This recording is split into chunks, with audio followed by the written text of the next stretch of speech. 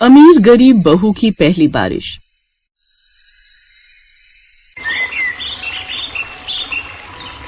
आशापुर गांव में दो परिवार आमने सामने रहते थे। सुमन काफी अमीर औरत थी जो अपने बेटे के साथ रहती थी। वहीं विमला एक गरीब औरत होती है जिसका एक छोटा सा मिट्टी से बना हुआ घर था। और एक दिन दोनों के ही बेटों की शादी होती है। जहां सुमन ने अपना पूरा घर लाइट और फूलों से सजवाया हुआ था, वहीं दूसरी तरफ विमला ने अपने घर के दरवाजे पर बस 2 फूलों की माला लगा रखी थी। तभी सुमन पैसे का रौब दिखाते हुए कहती है, अरे ओ वेटर, मैंने तुम्हें यहाँ बैठने के लिए नहीं बुलाया है। जाओ जाकर चेक करो, किसी की थाली में खाना कम तो नहीं है। मैम, मेरे पैर में कांच लग गया, बस अभी जा रहा हूँ। तो कौड़ी का वेटर मुझे बहाना बनाकर दिखा रहा है। चल जा जाकर काम कर। सुमन के बोलने पर वो बेचारा पैर में लगी चोट पर भी सबको खाना खिलाता है। और तभी खाना खाकर अंदर से रचना और गौरी बाहर आती है। अरे सुमन बहन, तुमने तो बहुत ही अच्छा खाने पीने का प्रबंध किया हुआ है। काफी ज्यादा खर्चा हो गया है।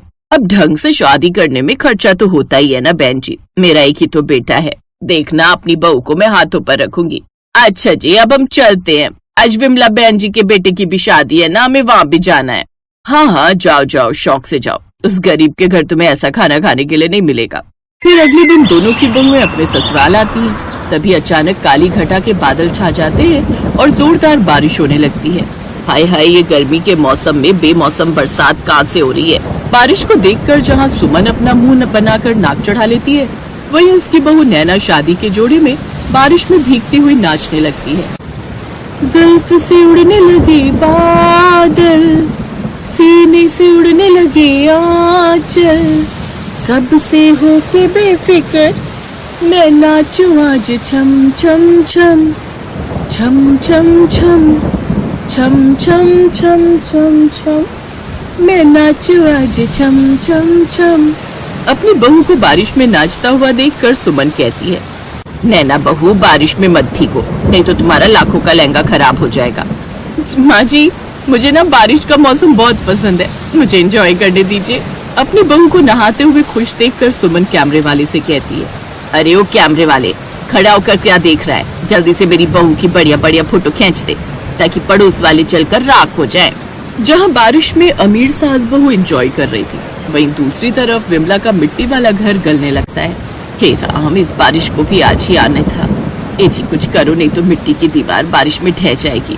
तभी विमला का पति और उसका बेटा बारिश में भीगते हुए छत पर तिरपाल डालते हैं, जिस वजह से घर में बारिश का पानी आना बंद हो जाता है और उसकी बहू पूजा घर में गृह प्रवेश करके अंदर आ जाती है। थोड़ी सी बारिश होने पर घर में कीचड़ हो जाता है।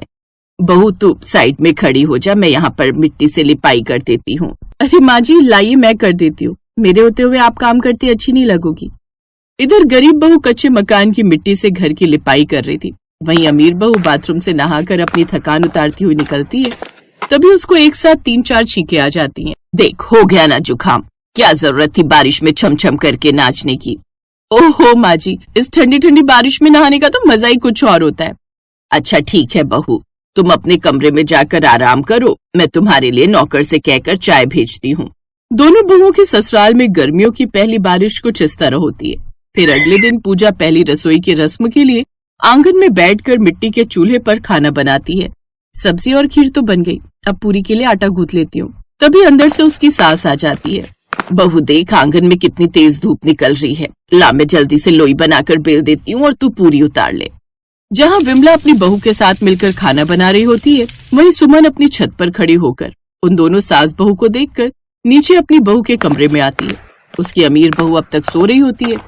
तभी सुमन गुस्से में एसी बंद करके नैना को उठाती है। नैना बहू, ये कोई वक्त है नई बहू का अब तक सोने का?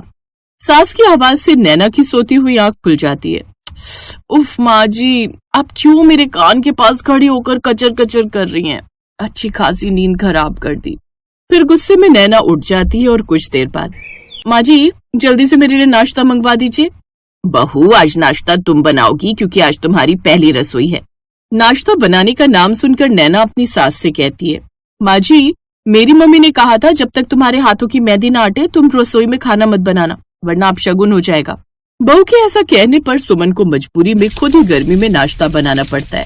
मैंने कितने सपने देखे थे कि घर में बहू आएगी, बैठकर उसके हाथों का खाना खाऊंगी, लेकिन ये तो उल्टा ही हो गया। वहीं गरीब बहू अपने ससुराल वालों को एक साथ बिठाकर खाना खिला रही थी। तभी जोरदार आंधी चलती है और बाहर से मिट्टी उड़कर उनके खाने में आने लगती है। बहू जरा दरवाजा बंद कर दे, सारा खाना किलकिला हो रहा है। मुझे तो बड़ा ही डर लगता है इस आंधी तूफान से। किसी दिन हमारा घर तिनके की तरह ना बिखर जाए। जहाँ गरीब परिवार बारिश के चलते परेशान था, वहीं अमीर बहू बारिश में मजे लेते हुए नहाती है। इसी तरह समय गुजर जाता है। फिर एक दिन विमला के बेटे श्याम की तनख्वाह मिलती है। श्याम एक दुकान से पकौड़ी बनाने का सामान खरीद कर लाता है और अपनी पत्नी के हाथ में लाकर देता है। आज मौसम भी अच्छा हो रहा है, क्यों ना घर पर पकौड़ी बनवा ली जाए। ये लो पूजा, इसमें बेसन और आलू है, मौसम भी अच्छा हो रहा है, सबके लिए पकौड़ी बना लो। श्याम के कहने पर पूजा सबके लिए पकौड़ी बनाती है और पूरा परिवार बारिश के मौसम में साथ में मिलकर खाता है। वाह वाह बहू, कितनी मजेदार पकौड़ी बनाई है, क्या स्वाद आ रहा है। आहा।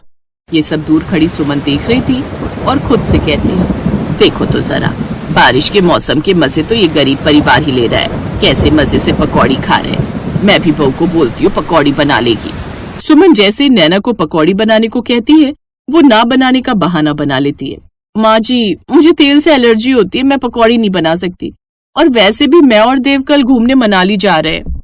अरे बहू, तो मैं भी तुम्हारे साथ चलती हूँ। मैं यहाँ अकेली क्या ही करूंगी। मुझे आपको ले जाकर हम दोनों के बीच में कबाब में हड्डी नहीं बनवानी है। आप यहीं रहो।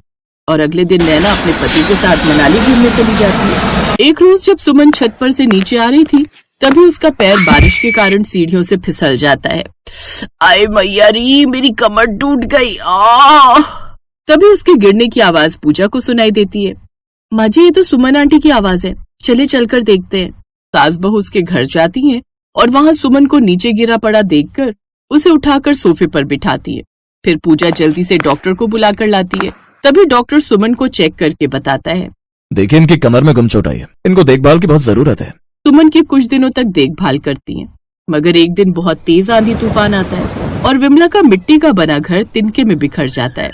माँ जी, हमारा तो सारा घर टूट गया। अब हम लोग कहाँ जाकर रहेंगे? हमारे पास तो इतने पैसे भी नहीं है कि हम अपना घर दोबारा बना सके। सुमन पीछे से उनकी बात सुन लेती है।